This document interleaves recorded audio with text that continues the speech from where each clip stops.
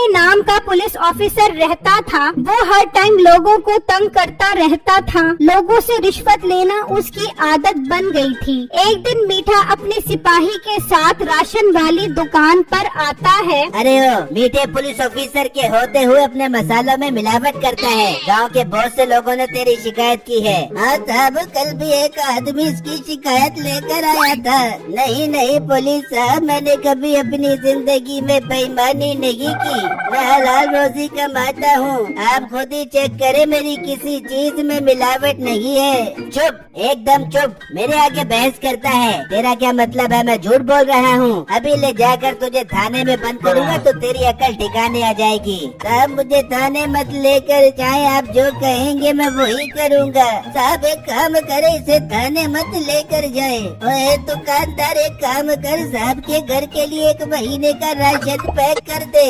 अच्छा अच्छा साहब, मैं भी देता हूँ। फिर वो उससे सामान लेकर वहाँ से चले जाते हैं और थाने आ जाते हैं। मीठे साहब, मुझे तो डर लग रहा था कहीं गांव वाले हमारी शिकायत बड़े ऑफिसर को न कर दें। अरे डरपोक इंसान, गांव वालों के अंदर इतनी जुर्रत नहीं कि वो हमारी शिकायत करे। उनको पता है मैं बहुत सख्त पुलिस वाला हूँ। मीठे साहब के तो आप बिल्कुल ठीक रहे हैं। मुझे भी लोगों से पैसे वसूल करने का तरीका सिखाए। अभी तू नया नया पुलिस में भर्ती हुआ है, मेरे साथ रहेगा तो सब सीख जाएगा। चले काम कर, किसी होटल पर चलते हैं, बहुत भूख लग रही है। उसी गांव में एक बुजुर्ग अपने बेटे के साथ समोसे पकोड़ों की दुकान चलाता था। मीठा और सिपाही उसकी दुकान पर आते हैं। ओ बुजुर्गो, एक काम करो, हमारे लिए 2 प्लेट समोसों की लगा दो। जी जी साहब, आप लोग बैठे, मैं अभी भिजवाता हूँ। मीठे साहब, मैं तो कहता हूँ आप समोसे पैक करवाए, थाने में सुकून से बैठकर खाएंगे। हाँ कह तो तू बिल्कुल ठीक रहा है। चलो बुजुर्गो फिर पैक ही कर दो। हाँ हाँ साहब, क्यों नहीं, मैं अभी पैक कर देता हूँ। साहब आपके समोसों के 80 रुपए हो गए हैं। क्या बोला, पैसे चाहिए? पैसे तो मैं तुझे अभी थाने ले जाकर देता हूँ। साहब इसे माफ कर दे, इसे नहीं पता कि आप कितने बड़े ऑफिसर हैं। समझा दे इसे, अगर दोबारा ऐसा हुआ तो तुम दोनों की खैर नहीं। हाँ हाँ साहब, मैं समझा दूंगा। चल बेटा, साहब से माफी मांग। साहब मुझे माफ कर दे, मुझसे गलती हो गई है। ठीक है, आइंदा से ध्यान रखना। फिर वो वहाँ से चले जाते हैं और रास्ते में उन्हें एक फल की रेहड़ी नजर आती है। मीठे साहब, आज तो सेब और केले खाने का बहुत दिल कर रहा है। चल मेरे साथ, तुझे पुलिस की वर्दी का कमाल दिखाता हूँ। फिर वो फल वाली रेहड़ी पर आ जाते हैं। ओए बुड्ढे, तू क्या यहाँ फल की रेहड़ी लगाकर खड़ा है? तुझे पता भी है ये कानून के एकदम खिलाफ है। बेटा मैं बहुत गरीब इंसान हूँ, यहाँ रेहड़ी लगाकर 4 पैसे कमा लेता हूँ। मेहरबानी करो साहब, मुझे यहाँ रेहड़ी लगा दे दो।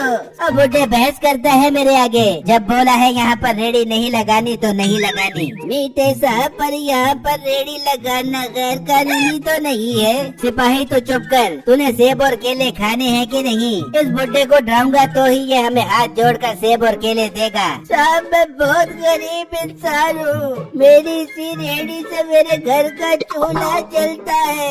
जबान चलाता है बुड्ढे मेरे आगे। चल 2 किलो सेब और 1 दर्जन मोटे मोटे चितरी वाले केले पैक कर दे, और कल से तेरी रेहड़ी यहाँ पर नजर न आए। फिर मीठा और सिपाही फल लेकर वहाँ से चले जाते हैं और वो बूढ़ा आदमी दुखी होकर रेहड़ी लेकर चला जाता है और घर आकर रोने लगता है। तो उसकी बेटी आती है। क्या हुआ अब्बू, आप क्यों रो रहे हैं और आप इतनी जल्दी वापस क्यों आ गए? बेटी, मीठे पुलिस वाले ने मुझे वहाँ फलों की रेहड़ी लगाने से मना कर दिया है। मुझे समझ नहीं आ रहा अब हम कहाँ से खाएंगे।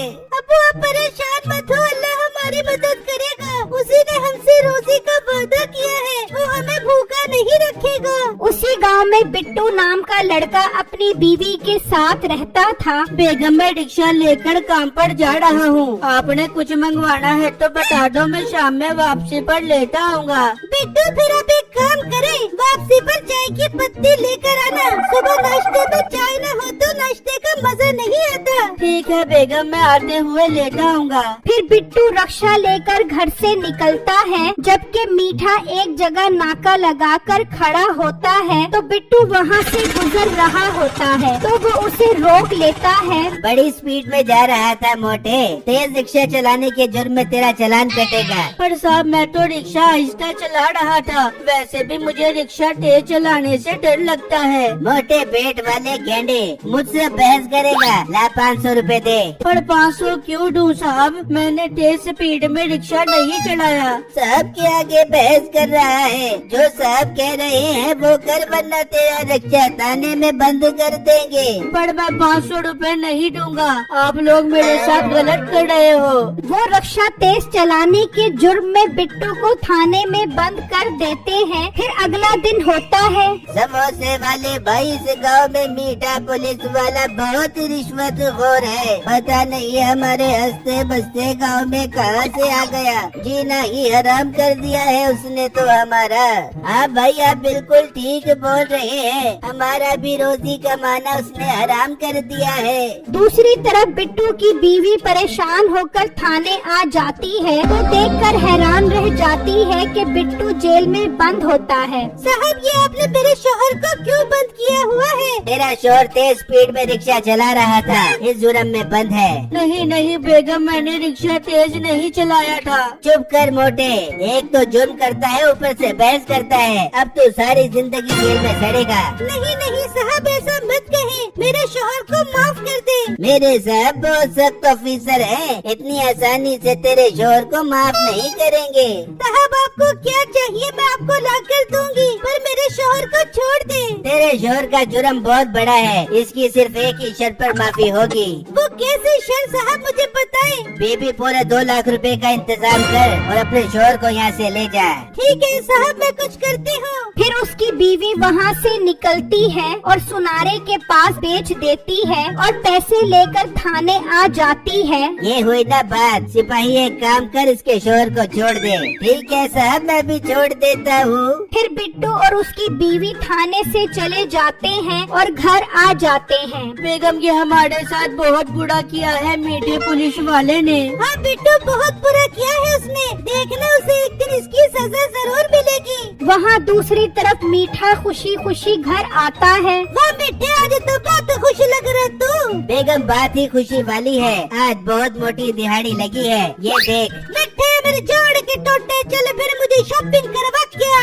ठीक है बेगम चल, तू भी क्या याद करेगी। फिर वो दोनों घर से निकलते हैं और जा रहे होते हैं तो एक ट्रक वाला नशे में ट्रक चला रहा होता है। आज वो सब बड़ा भाई बोल यार, पीकर ट्रक चला देगा बड़ा ही समाधान यार। तो उसका ट्रक बेकाबू हो जाता है और वो मीठा और नसीबों को नीचे दे देता है और वहाँ से भाग जाता है। मीठा और नसीबों दोनों मौके पर ही मर जाते हैं। नाजरीन बुराई का अंजाम हमेशा बुरा ही होता है।